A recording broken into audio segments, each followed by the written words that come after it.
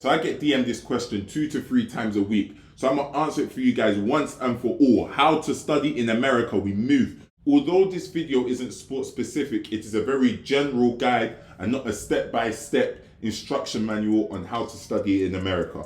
I'm just here to provide you some direction. I don't know the in and out steps because there's loads of steps, and the way I done it might be very different to how you have to do it. So this is just a rough guide. Yes? Capiche? So you can't sue me. Step number 1, I know that I'm gonna have to read it off my notes because it's a tongue twister. Know what you want to do, research where it's done, and where you want to do it. If you don't know, America's a massive country with thousands of schools and thousands of different courses. You need at least a rough idea of what you want to do or where you want to be. Saying you want to study in America is like going to a bank with $1,000 and you saying, can you just take my money? Okay, do you want a savings account? Like, do you want an investing account? It's the same type of thing. There's so many different things you can do in America as a student. So you have to have a rough guide of what you want to do. Step 2, create a shortlist. Now, in my opinion, there's 3 types of shortlists you should roughly do. You might only have one shortlist, you might end up making all 3, but I think you should make a shortlist. So the first shortlist is you should research and find out what schools you want to go to. Some of you may know that you want to go to Harvard, for example. Okay, but we know Harvard is very hard to get into. So you might have to open it up and be like, you want to go to Ivy League schools. So list all the Ivy League schools and research the Ivy League schools you want to be in. That's step 1. The second shortlist you should create is where you want to be. Now, location is a very, very important thing. If you're a person that doesn't like humidity, then you're not going to want to go to school in Florida where it's humid 99% of the time. If you don't care what conditions you're in, then maybe you can skip this shortlist. But there may be people out there in, I don't know, watching this from South Africa that might only want to be in the heat. Okay, so then you know you need to be in places like California, in places like Texas, in places like Florida. So create a shortlist of the type of cities and the type of environments you want to be in. Cities is another important thing. If you know you want to be in a city, make sure you look for schools in the city, because if you end up going to a school in the middle of nowhere, like I am now, you might end up hating it. That's probably more important than the weather, actually. Know the type of city that you want to be in, because that's a big, big thing, and that alters your college experience a lot.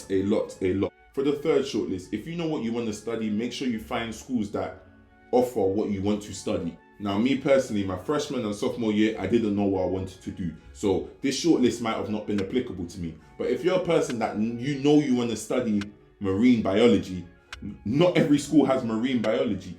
So you have to make sure you do the research and find out what schools offer marine biology, and then put those schools on your shortlist.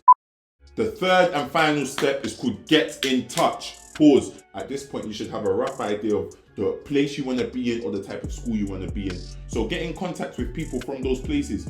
Use TikTok, use YouTube, use Instagram. Pardon me, Lord have mercy. Use TikTok, use Instagram, use LinkedIn, I don't know, use Twitter to get into contact with people that either go to a school you want to go to, or people that live in a city that you're interested in living in and being in. And don't be afraid to shoot them a DM in terms of schools specifically. Let's say you want to study drama and you're able to get in contact with a drama teacher at, I don't know, UCLA. Let's say you want to go to school in California. Email that teacher, say, hi, my name is Sam, I'm from Scotland and I am interested in studying drama at UCLA. How can the school do this? How can I go about this application? This is probably the most important part. Once you know where you want to be or what you want to do or the school you want to go to, do everything you can to get into contact with people that work at this school, because even if they don't have the direct answer, they're going to be able to point you in the direction of someone that does have it. Lord have mercy, that English. Again, when you're talking to these schools, ask them what type of scholarships do they have available. If you go on Google and literally type in scholarships to America, loads of different ones will pop up. Now, some of them are going to be companies saying they can do this for you, but that's a whole nother topic. You literally do a Google search and you're going to get some answers, and you're going to find some scholarships that may be available to you. I remember there's a program called the Fulbright program, and they offer opportunities for people in the UK to study in America, and then if you're not from the UK, that offer opportunities to study in the UK. Could go on this Fulbright website, see what scholarships, see what opportunities, see what events they have, and go attend these events. After that, I then literally typed companies similar to Fulbright, and then that gave me a list of other scholarships, grants, and people and whatever opportunities for you to study in America. I'm sorry if that English was terrible. I remember even going to an event one time, this was in London, I think it was from Fulbright, and it was like a fair in which loads of American schools were there offering, like, advertising themselves to students in England, and loads of people were there, and you go and ask these schools questions and what type of scholarships they have available and whatever. These events, these opportunities, they're there for you. You just have to go make them happen. Long story short, studying in America is very, very possible. It's very, very doable. I'm doing it. I've come across loads of other people that are doing it. So it can be done.